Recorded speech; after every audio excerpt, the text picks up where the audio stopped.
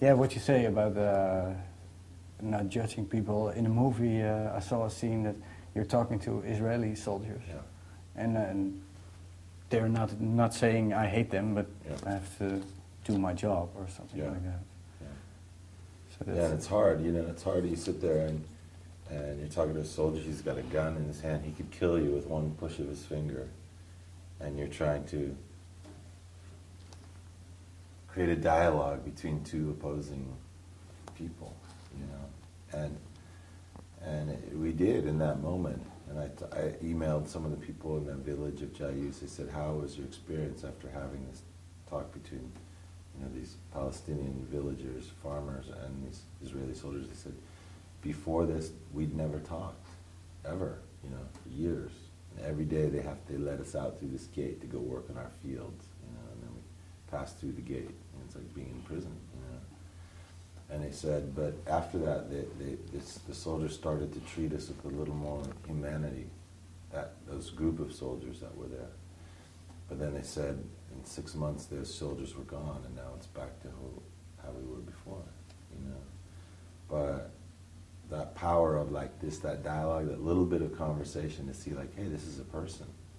Yeah. You know, then I can't know that this is a person and then still do the same things that I do to him. Yeah. To him. And it took it took you for them to get a little bit. I feel like it took the music. You know, it's like it's not really just me going somewhere. I'm not,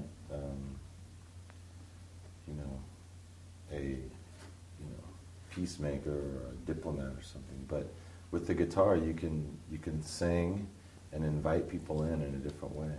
So, for example, that day when I was in that village, the soldiers weren't even going to let us turn on our cameras, you know. But then I started singing for them, and then I was talking to the guys in the village, and then the soldiers left, and then they came back later in their Hummer, and when they came up, they were tapping a rhythm on inside the Hummer. They're like, and they're singing this song. They're singing on this big metal box in there, and they were singing Bob Marley songs. Okay. You know, so then I came in and sang them a few Bob Marley songs, and then it was like everything opened up, and and one of them pulled me aside and he said, "You know, I just want you to know that we don't hate them, and I want you to know that from me." And I said, "Well, why are you telling me that? Why don't you tell him? He's right there, like 20 meters from you." And so he said, "Because I can't. If I go there into his village, he's going to kill me." I go, "No, I don't think so." So then I said, and I invited them over and said, "Come, talk to him." And then when they started talking, I said, they were getting all that tough, and I said, how are you going to get all tough now? And just a minute to go to me, he said, "You like them. You don't hate them. Why don't you tell them what you told me?" And so then he did. Almost like shy. Yeah, like a kid, like a little kid, you know. Yeah. And then you start to, you know, it's like in those moments you just go, "Fuck, man, this is like just like in the sandbox when we were playing with little trucks and you get an argument. I don't want that truck, you want that truck." And it's the same way of resolving it. You know? And then you see that like face to face with a soldier and a gun pointing it at a civilian.